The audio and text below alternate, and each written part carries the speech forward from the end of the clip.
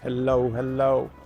It's a beautiful day here in Athens, Greece, and I'm back at you with another video. Serge Ball here.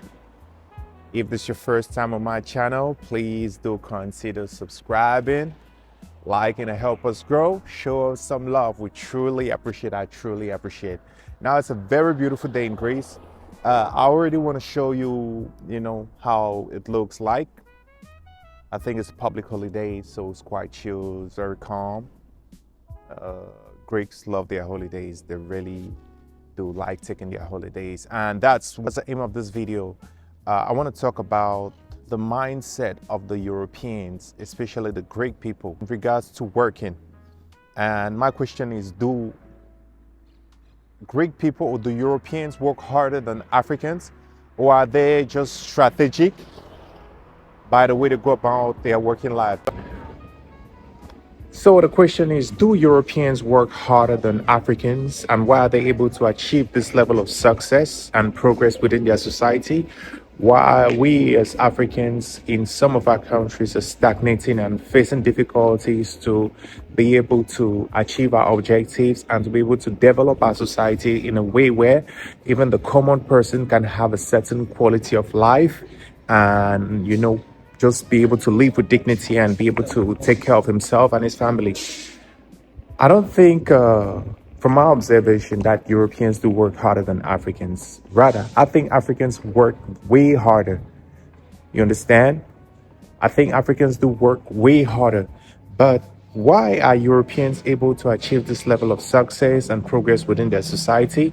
I would say the number one thing is the mindset.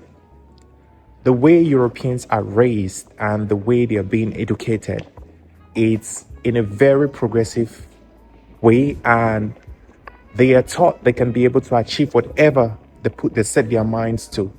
And in their vision, being it in business, politics, or sociocultural activities, they are not limited by their geographical sphere. They think very, very big and they think out of the box. Why?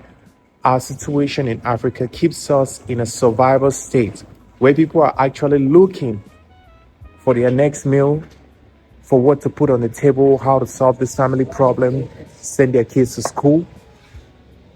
It's not the same thing here. I also think one of the reasons for the success in Europe is the structure and the leadership.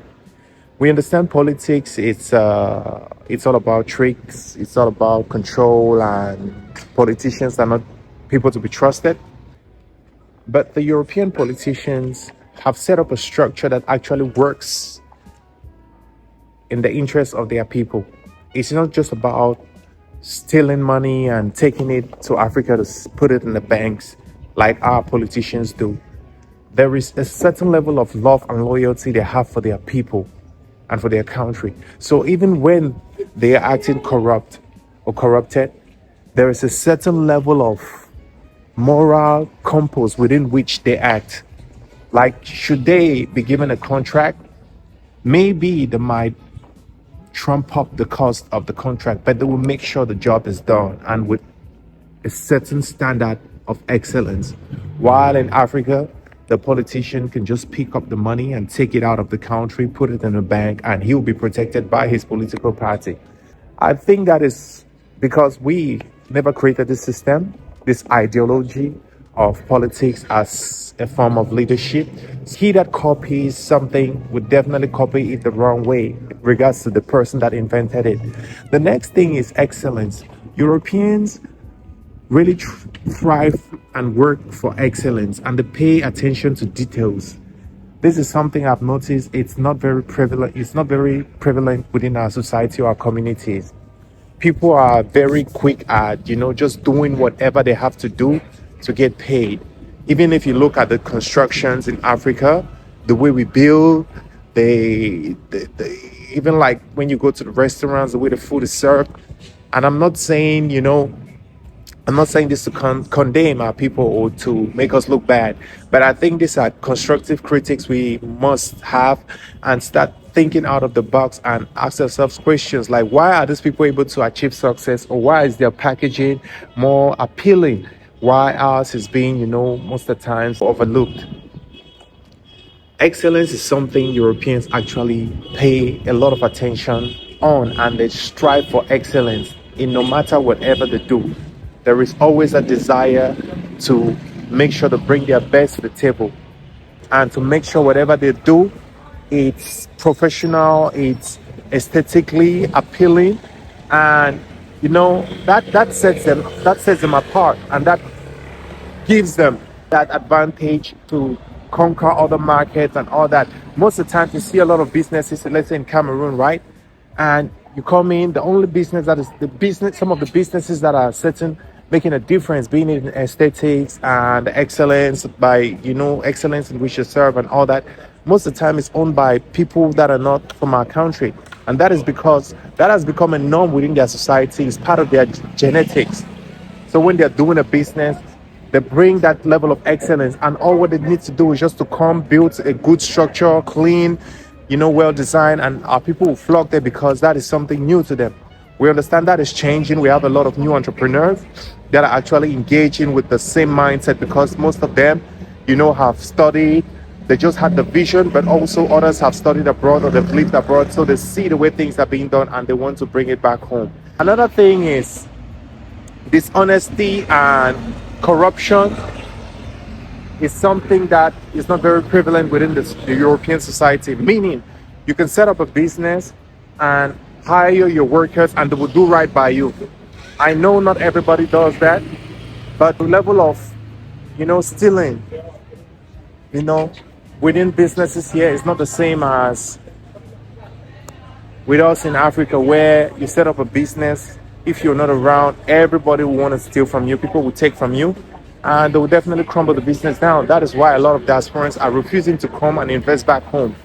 You see, that is a big challenge, and I think it's very important for our governments to set in policies or laws that would really crack down on workers that steal from young entrepreneurs, because if we're unable to protect our entrepreneurs or people that are willing to bet in their money on business ideas to create values within our society, then there is no way as Africans will be able to compete with the rest of the world or bring in, the excellence or the development we want to achieve for our people. You see, so I think Europeans, I don't actually think they work harder than Africans. I just think the mindset is in a good place. The system has a vision. Their leadership is very, very efficient.